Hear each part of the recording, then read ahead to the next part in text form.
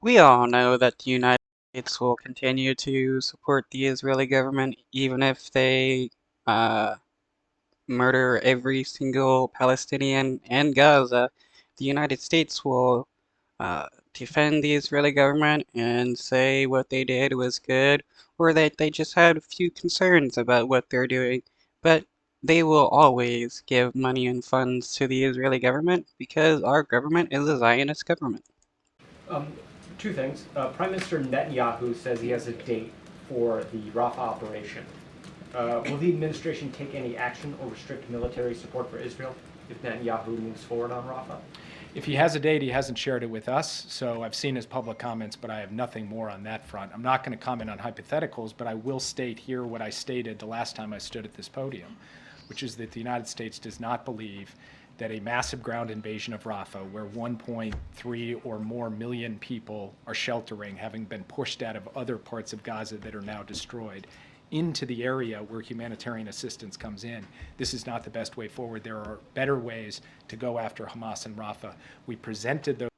Okay, then why not stop the Israeli government from doing what they're doing when it's the United States that is funding and arming the Israeli and defending the Israeli government no matter what they're doing?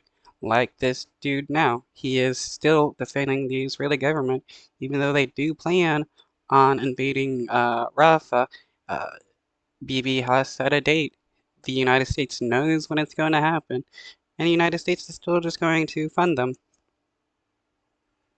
Those ways to our Israeli counterparts in a session we held last week. There have been ongoing technical talks between our teams since then, and I anticipate we'll have another opportunity at senior levels to engage them in Rafah, and that conversation will stay ongoing. And then we will make determinations about how we proceed based on how those conversations unfold. Yeah. To follow up on that, Jake, if the U.S. is not even being looped in on the date for when this military operation is set to take place, why do you think the U.S. has any influence in those upcoming meetings to change Israel's strategy? First of all, Yeah, they don't have any influence over the Israeli government. That's just the delusions that the United States has about Israel. Thing Israel cares about the United States is the fact that the United States is giving them unlimited money and weapons. That's all the Israeli government cares about. when you talk about looped in, the prime minister makes public statements. He also talks to us in private about aspects of operations, about their thinking with respect to Rafah in some considerable detail. I sat in a situation room not long ago in a secure video conference that went on for hours going into specifics on this. So I can't speak to every public comment he makes. What I can tell you is that we have open channels of communication with the Israelis on these issues. They understand our position, and we have been very clear about our deep and abiding concerns about a Rafah operation and our belief that there are better ways to deal with the strategic threat Hamas poses than some of the ideas that have been put forward, and our further belief that any kind of plan to protect civilians in a serious way in Rafah. I wonder what Biden administration feels about the Israeli government stealing land from the West Bank. They were against Putin stealing land from Ukraine, but when it comes to the Israeli government stealing land, they don't say anything whatsoever. Uh, that's something we have yet to see be presented to us, and so our concerns continue. And now we will have to wait and see what happens, and the United States will respond accordingly. Yeah. Yep, they'll respond by giving the Israeli government more money and weapons.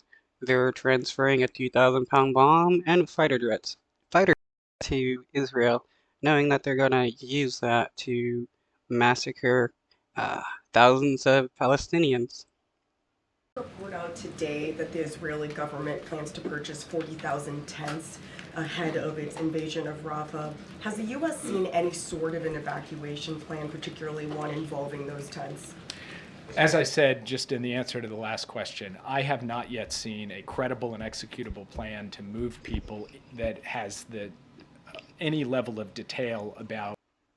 It's wild how people pretend that like Democrats are better than Republicans when the Biden administration has done nothing but lie about the genocide in Gaza and not even like try to stop it. All they do is fund it.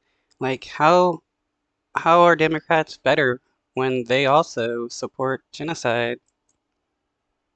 About how you not only house, feed, and provide medicine for those innocent civilians, but also how you deal with things like sanitation, water, and other basic services. We have not seen that Do you yet. think Yeah. 40,000 Well, how do you provide food and aid and stuff and shelter to innocent people? Well, first off, destroy the hospitals, their houses, and stuff like that, and they will have, food and water and shelter.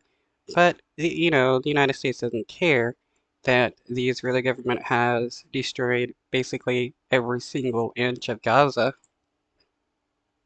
tons would be sufficient? Would more be needed? I'm not going to stand at the podium and substitute for the judgment of humanitarian experts who could speak to what precisely on the shelter front, as well as on all of these other fronts I just described, would But if this was Russia and Ukraine, you would have no issue with speaking about humanitarian issues and the such. be sufficient. So I just can't